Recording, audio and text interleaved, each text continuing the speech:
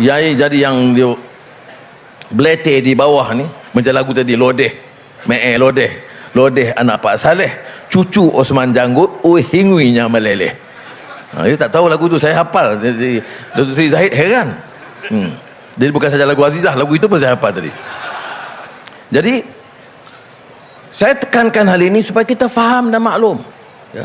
Sebab itu gaji menteri dipotong, dalam kita ambil gaji boleh dipermainkan, saya tak peduli, dan tindakan tegas diambil, ya.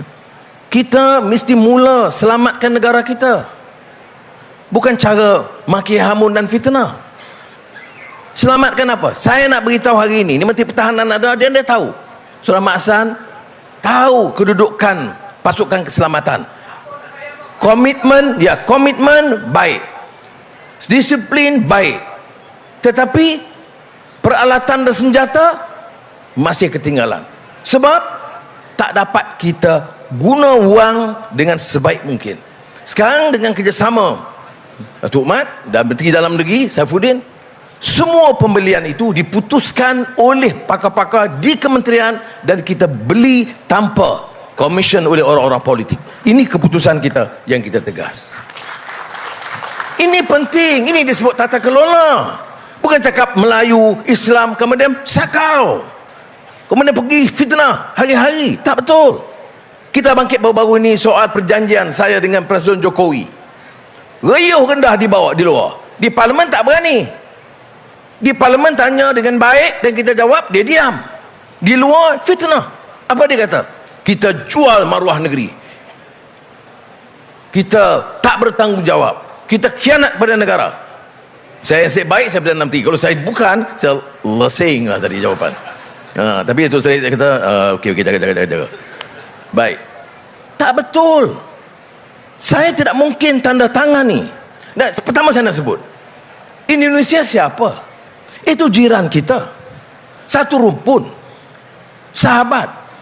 Dulu sebahagian besarnya satu negara, sama ada kerajaan Melayu Melaka atau Johor Riau atau Majapahit. Itu hubungan itu sebagai satu keluarga.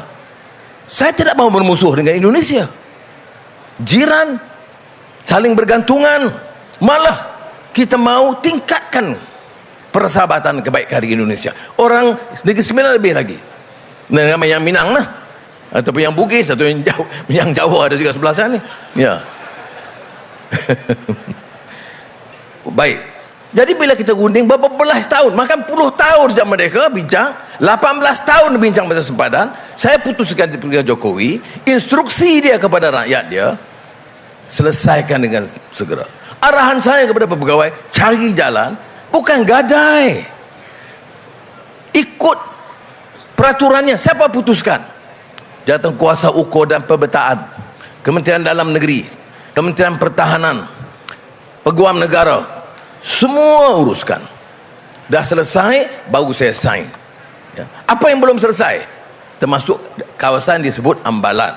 Tapi oleh kerana orang yang bingai ini dia tak faham, sebab tak disebut istilah J1, J2 apa nama, ya. Jadi dia tak faham, itu belum selesai.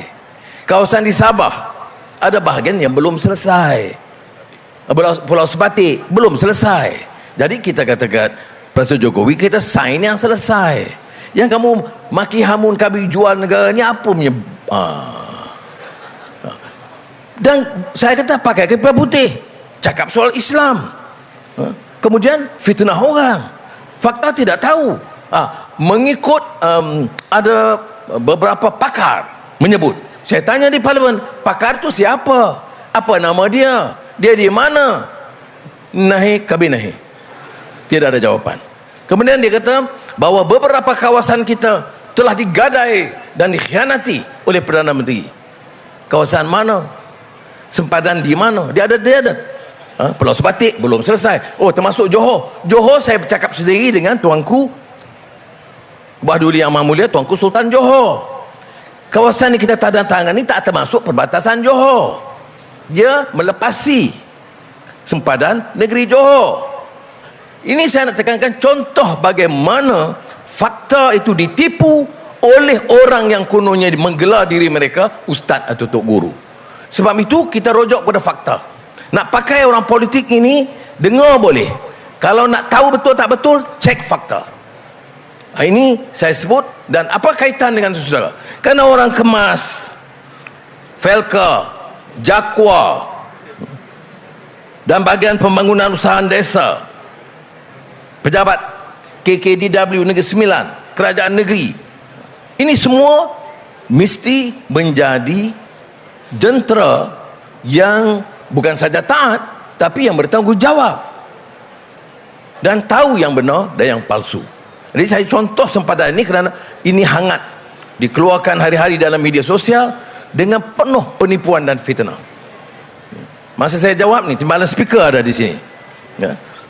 Dan bagi ruang, saya sampai tak berani, saya kena tanya, minta kebenaran timbalan speaker, boleh ke jawab hal-hal yang tak disebut awal. Dia kata itu bagi ruang. So, saudara, ini masalah kita. Apa tak bolehkah perbezaan politik ini jangan kita jadikan senjata permusuhan, senjata fitnah. Jadikan perbezaan ini untuk bagi cadangan lebih baik. Saya belum dengar lagi apa cadangan lebih baik.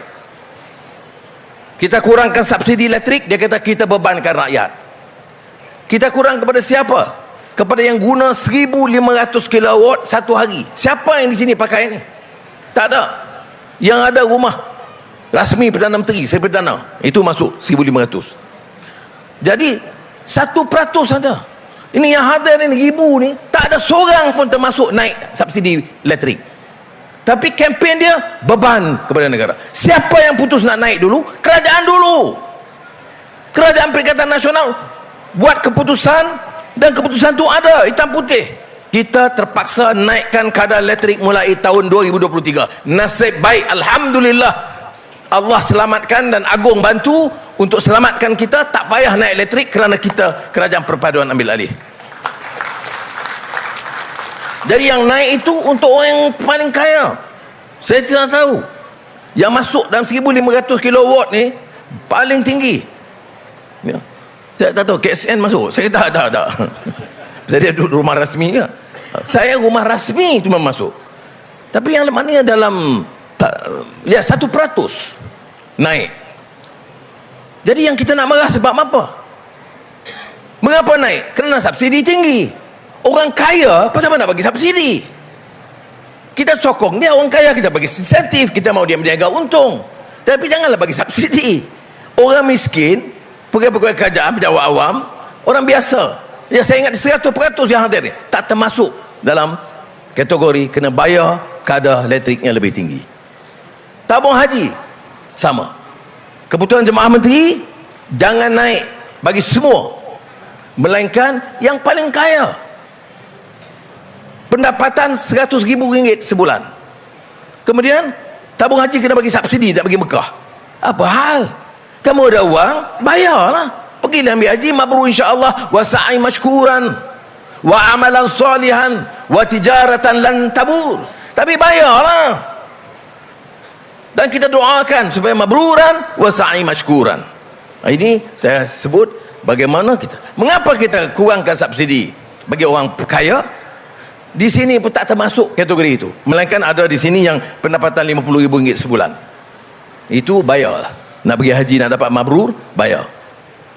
Jadi saya harap difaham. Mengapa kita ambil langkah ini? Supaya wang itu balik kepada rakyat.